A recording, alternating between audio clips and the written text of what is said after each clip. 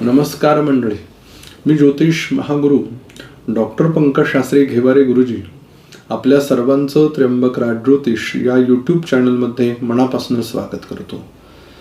आज आपण 2026 या वर्षातील मे महिन्यामध्ये होणारं ग्रहांचं राशी परिवर्तन आणि या राशी परिवर्तनाचा मेष राशीच्या जातकांवरती होणारा परिणाम या विषयाची माहिती पाहणार आहोत. मित्रांनो, जर आपल्या आयुष्यात काही समस्या अडचणी असतील किंवा आपल्या जीवनामध्ये असे काही प्रश्न आहेत ज्याचे उत्तर आपल्याला मिळत नाहीये, तर स्क्रीनवरती दिलेल्या नंबरवर आपण फोन करा, संपर्क करा. आमचे ज्योतिष एक्सपर्ट तुम्हाला योग्य असं मार्गदर्शन करतील, ज्यानं तुमच्या जीवनातील अडचणी कमी होण्यासाठी नक्की मदत होईल.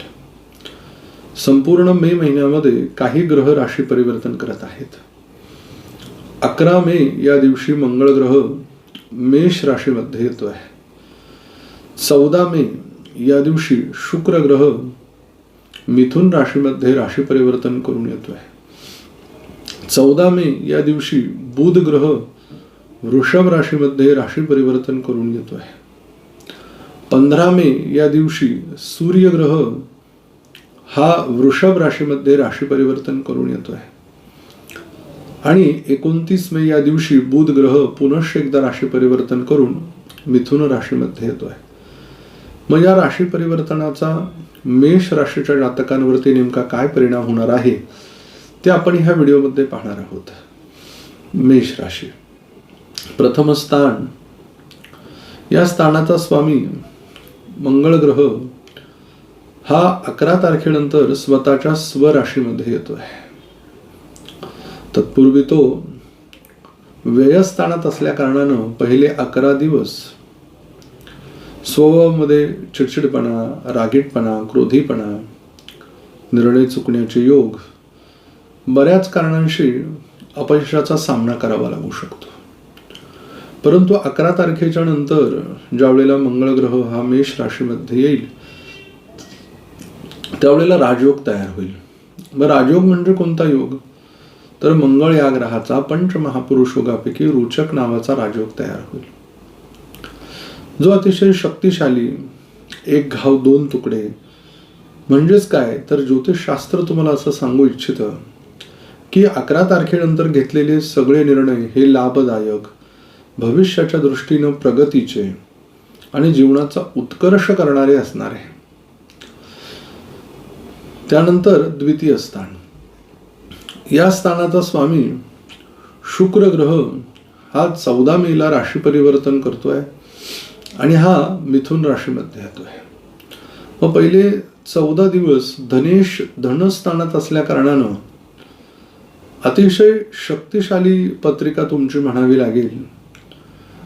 निर्णय जरी 11 तारखेपर्यंत चुकीचे होत असेल, आर्थिक स्थिती बाकी बलवत्तर राहणार आहे तुमची, त्या बाबतीत चिंता नाहीये. फक्त आलेला पैसा हा सेव्हिंग कसा करता येईल, आलेल्या पैशाची जपवणूक कशी करता येईल आणि आलेल्या पैशाचा विनियोग कसा करता येईल ही गोष्ट आपण बघायची आहे. कुटुंबामध्ये अत्यंत आनंदाचं वातावरण, प्रसन्न वातावरण, या महिन्यात कोणाकडे हात पसरण्याची गरज तुम्हाला पडणार नाही आहे. परंतु 14 तारखेच्या नंतर आपल्या आर्थिकतेच्या संदर्भात म्हणजे देण्या घेण्याच्या वादातनं घरातलेच आपल्यापेक्षा लहान बहीण भावंडांबरोबर वाद संभवतो. मग त्यांना तुमची आर्थिकतेची गरज भासेल. मग अशा वेळेला खरोखर त्यांना आवश्यकता असेल तर तुम्ही मदत केली पाहिजे आणि जर तशी काही आवश्यकता नसेल तर त्यांना ते समजावून सांगितलं पाहिजे. तृतीय स्थान, या स्थानाचा विचार करता या स्थानामध्ये तसं महिन्याच्या उत्तरार्धामध्ये बुध, गुरु, शुक्र हे ग्रह येत आहे आणि या स्थानाचा स्वामी बुध ग्रह हा स्वतः महिन्याच्या शेवटी तेथे येतोय.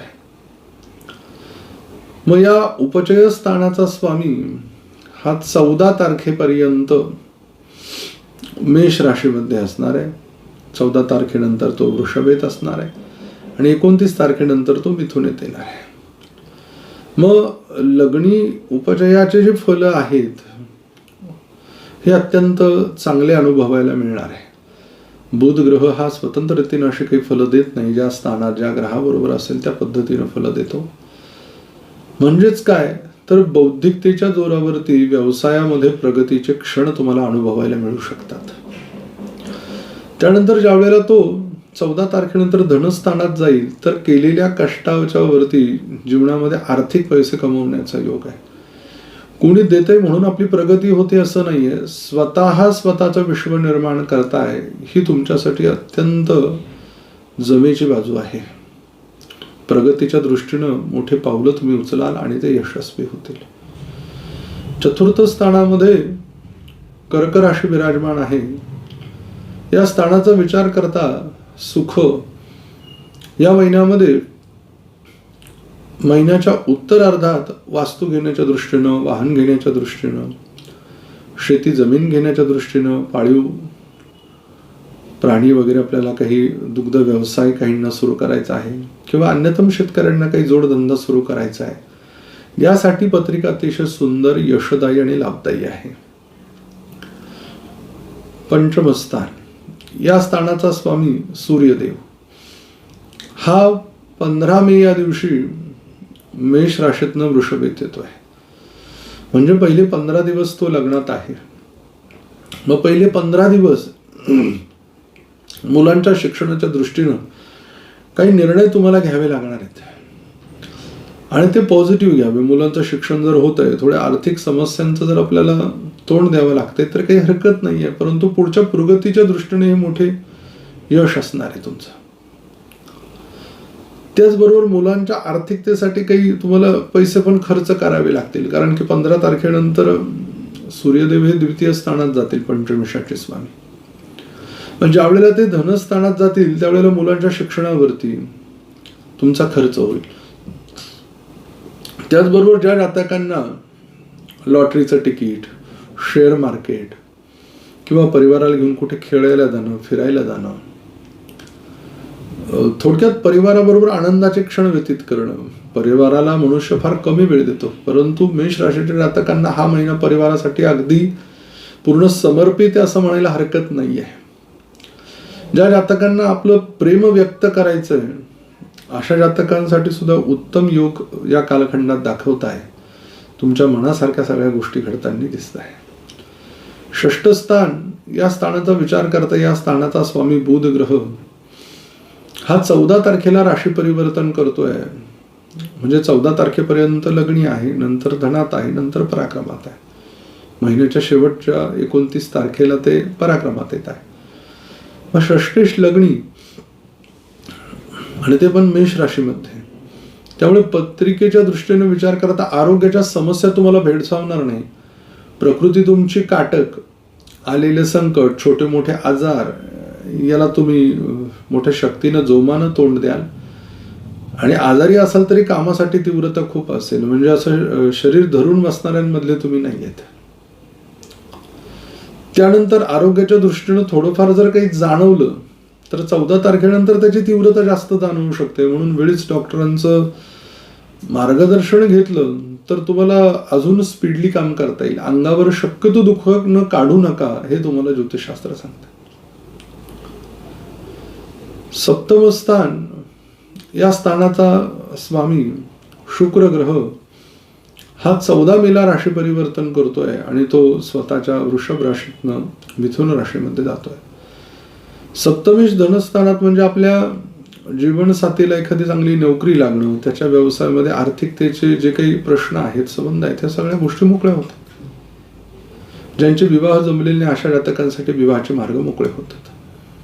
8म स्थान या स्थानाचा विचार करता जीवनामध्ये या महिन्यात कुठल्याही प्रकारचं मोठं संकट नाहीये तुमच्यावरती की जेणेकरून घाबरण्याची काय, कारण की लग्नेश ही तुमचीच रास आहे मंगळ ग्रहाची.